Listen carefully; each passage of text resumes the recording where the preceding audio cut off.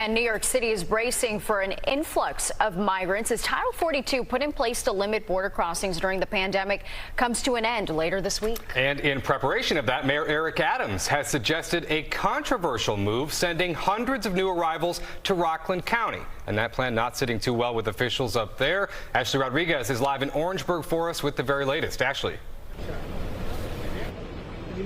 Yeah, Rockland County officials are angry with Mayor Eric Adams. They say they were given no notice. They were told Friday morning that hundreds of migrants were going to be sent to their community. And to them, this isn't just about resources. This is about the fact that they do not want to take on what they believe is New York's responsibility.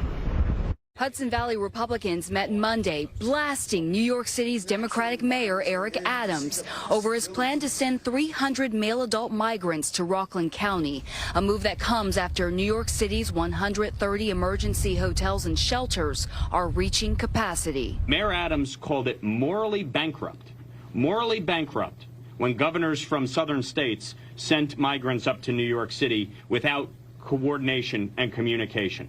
His actions here today are morally bankrupt, period. Officials say while New York is housing 61,000 migrants and its taxpayers footing the projected $3+ billion bill, Rockland County never signed up to be a sanctuary city. Instead, they claim they were blindsided Friday morning, not by a request from the mayor, but by his demand to turn 2 hotels into emergency shelters for the next 4 months. I don't know why the mayor thinks he could come and pay for people for 4 months or a year without checking if it's even legal with the municipality.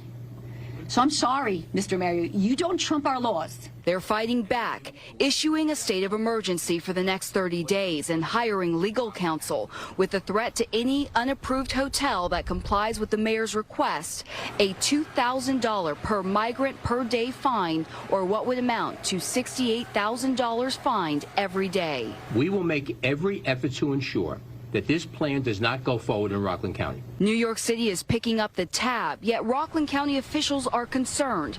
Its towns are tiny. The migrants haven't been vetted. There's a lack of resources and limited public transportation. This county has its own problems dealing with people that are homeless and taking care of the county. Housing is going to be a big problem. Fox 5 reached out to the mayor's office, and while we haven't heard back, previously his press secretary said this: we need other elected officials around the state and country to do their part and emulate the humane and compassionate approach New York City has taken over the past year.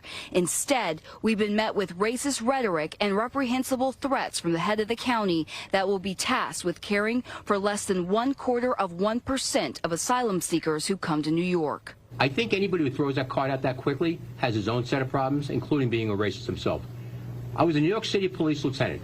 He was a New York City police captain. He, above all people, understands that that's color neutral.